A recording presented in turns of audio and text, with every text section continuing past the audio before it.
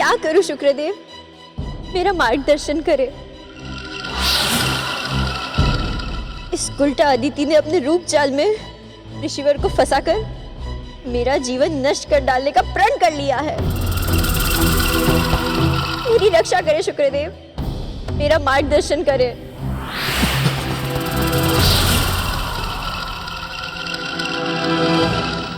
क्लेशी पिता की क्लेशी पुत्री अदिति, मूर्ख! तू अपने हठ में केवल अपना ही नहीं मेरा भी भविष्य दांव पर लगा रही है। अब मुझे तेरा उपचार करना ही होगा।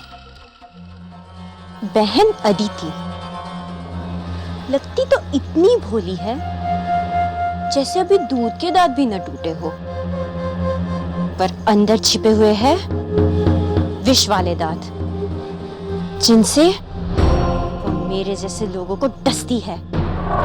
ऋषि कश्यप को भी उसने अपने मोह जाल में फंसा लिया।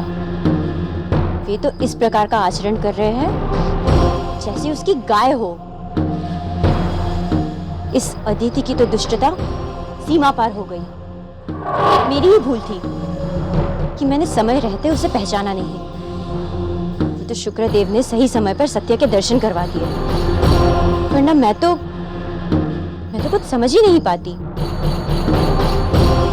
पर ये शुक्रदेव भी कौन से कम है, मुझे अपने पिता के घर से यहाँ भिजवा दिया।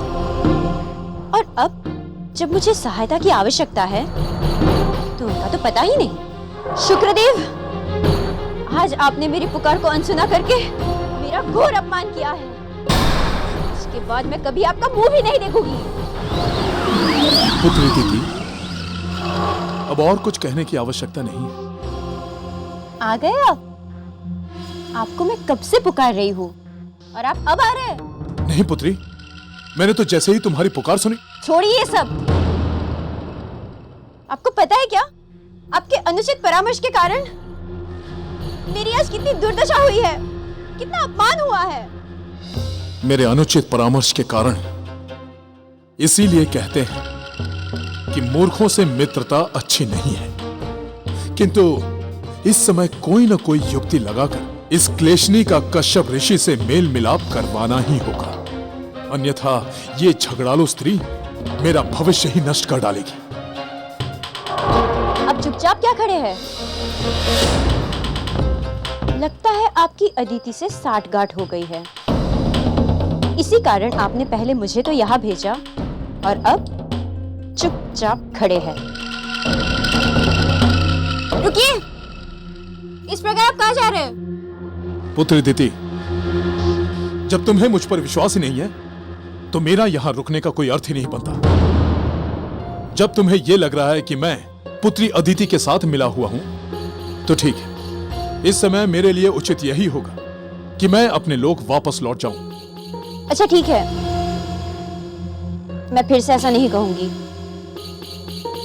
आपको तो पता ही होगा कि मैंने किस कारण से आपको याद किया। हाँ, इसीलिए ऋषि कश्यप ने तुम्हें तुम्हारा आचरण सुधारने तक त्याग करने की घोषणा कर दी है। तो फिर इसका कोई उपाय बताइए।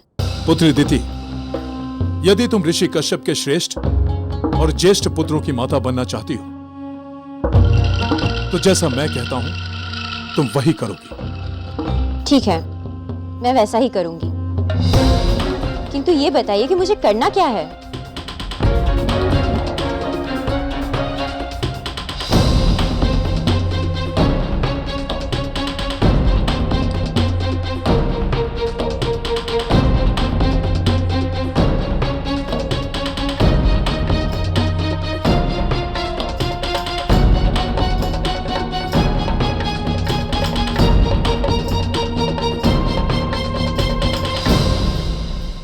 आपको लगता है ये युक्ति सफल होगी?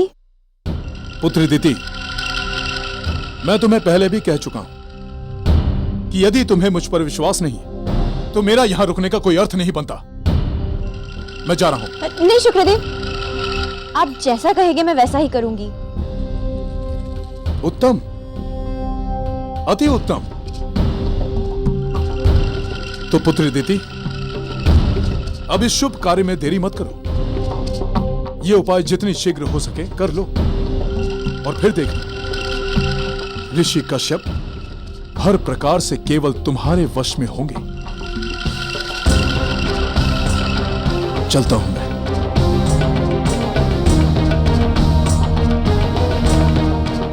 ऋषिवर, जो युक्ति मुझे शुक्रदेव ने बताई है उसका प्रयोग मैं अवश्य करूंगी। तब आपको मुझे मेरा अधिकार देना ही होगा। मैं ज्येष्ठ और सर्वश्रेष्ठ हूं और मेरा पुत्र भी ज्येष्ठ और सर्वश्रेष्ठ ही होगा।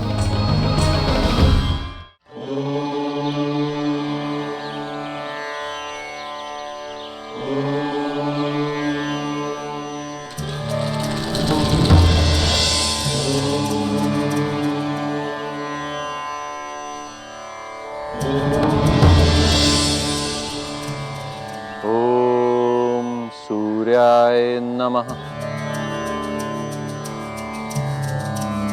ओम सूर्याय नमः।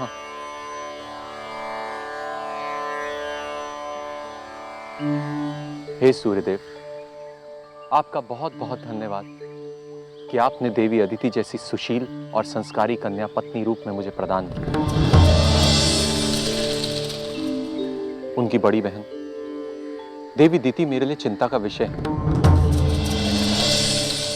किंतु मुझे पूर्णतः विश्वास है कि देवी अदिति से प्रेरणा पाकर देवी दिति के आचरण में सुधार अवश्य आएगा। जय भास्कर।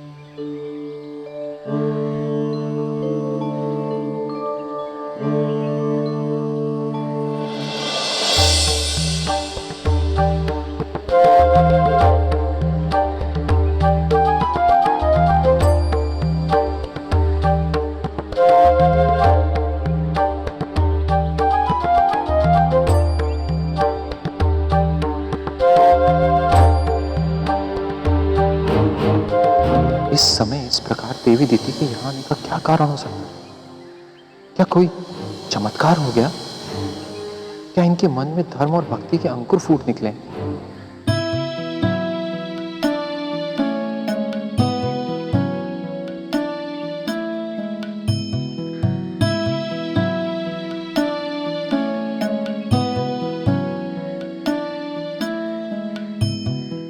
आयुष्मान भव। देवी दीदी, आप सकुशल तो है ना? बताइए, मैं आपका क्या प्रिय करूं? ऋषिवर, कल आपकी सीख के बाद मुझे अपनी भूल का आभास हो गया है। इस समय मैं केवल आपसे अपनी भूल पर खेद प्रकट करने नहीं, आपसे कुछ मांगने भी आई हूँ। मांगिए देवी। किंतु मैं कुछ मांगू इससे पहले आपको मुझे वचन देना होगा कि मेरी जो भी इच्छा होगी आप उसे पूरा करेंगे। देवी दीदी, बिना आपकी इच्छा जाने मैं वचन कैसे दे सकता हूँ? ऋषिवर, आप स्वयं ही मुझे कुछ मांगने कहते हैं और फिर कहते हैं कि बिना इच्छा जाने आप मेरी इच्छा पूरी कैसे कर सकते हैं? यदि आप मेरी इच्छा पूरी नहीं करना चाहते तो ऐसा ही कह दीजिए, मैं यहाँ से चली जाऊंगी। रहने दीजिए।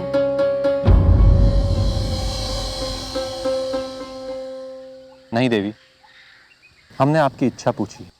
बताइए, क्या है आपकी इच्छा? हम अवश्य पूरी करेंगे। तो ऋषिवर, मेरी बहुत छोटी सी इच्छा है। मैं आपकी पत्नी हूँ और आपकी पत्नी के रूप में मैं आपसे एक अधिकार मांगती हूँ। मैं आपसे उसी प्रेम की कामना करती हूँ जो मेरी छोटी बहन अदिति को आपसे प्राप्त हुआ है।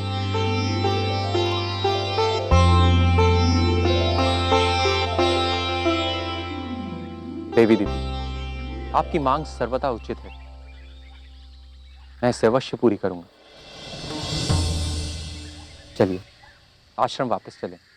किंतु पहले मेरी मांग तो पूरी कर दीजिए। नहीं देवी, ये उचित समय नहीं है आपकी इच्छा पूरी करने का। जब उचित समय आएगा तो हम अवश्य आपकी इच्छा पूरी करेंगे। ये तो बच्चों के समान मुझे बहलाने वाली बात हो गई। यदि आपको अपना वचन पूरा करना है तो आपको इसी समय मेरी इच्छा पूरी करनी होगी। अन्यथा मैं समझूंगी आपने अपना वचन तोड़ दिया।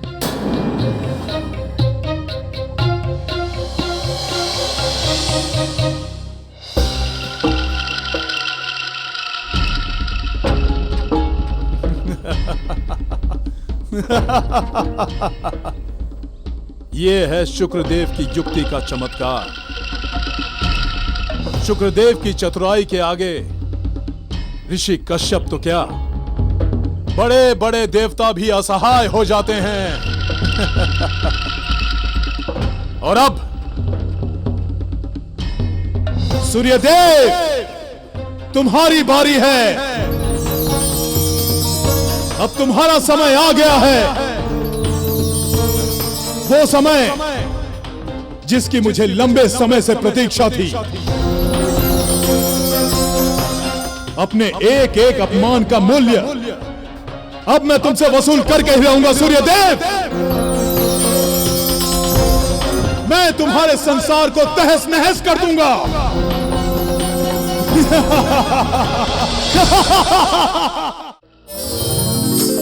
नारायण नारायण,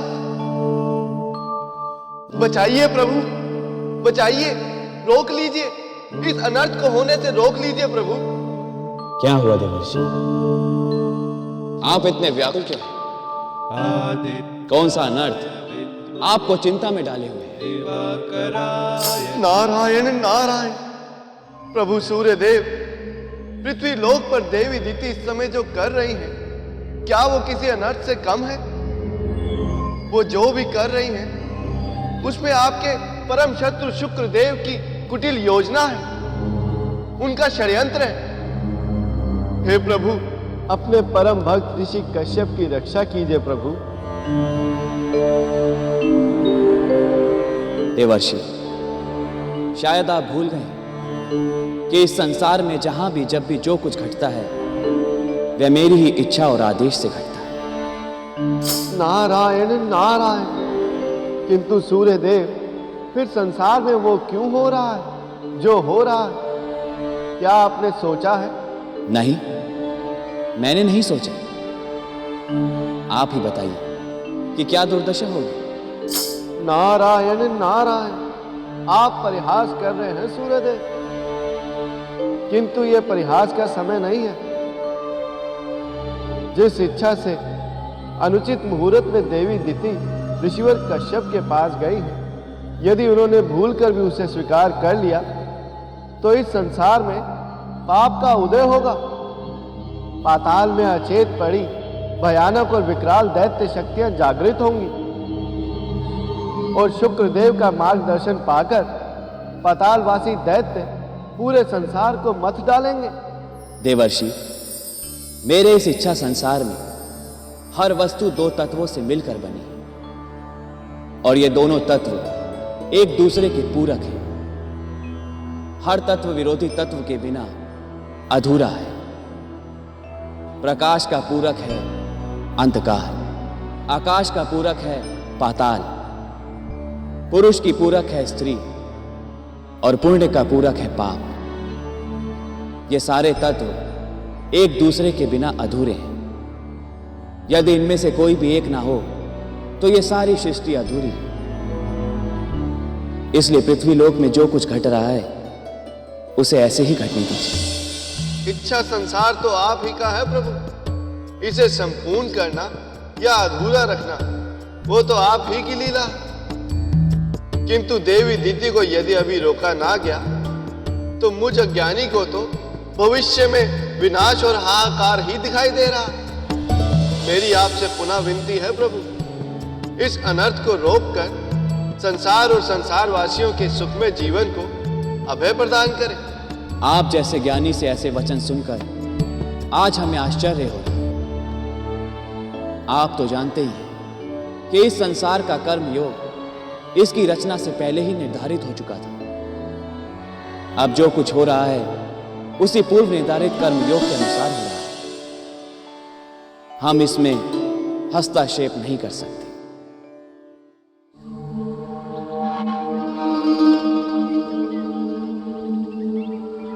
देवी दीदी, मैं अंतिम बार पूरे सम्मान के साथ आपको बताना चाहता हूं कि इस बेला में आपकी मनोकामना पूर्ण होना संभव नहीं।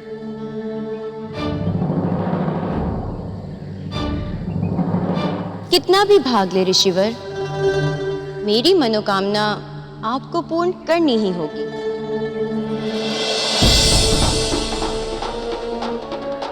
भगवान सूर्यदेव मेरी रक्षा करें, मुझे धर्म के मार्ग पर चलने की शक्ति प्रदान करें। रुक जाइए ऋषिवर, रुकिए, रुक जाइए। पुत्री दिति, कितनी भी कठिन परिस्थिति हो, तुम अपनी विनम्रता और सरलता कभी मत छोड़ना। एक बार ऋषि कश्यप तुम्हारी मनोकामना पूरी कर दे, उसके पश्चात जो तुम्हारी इच्छा वो कर लेगा।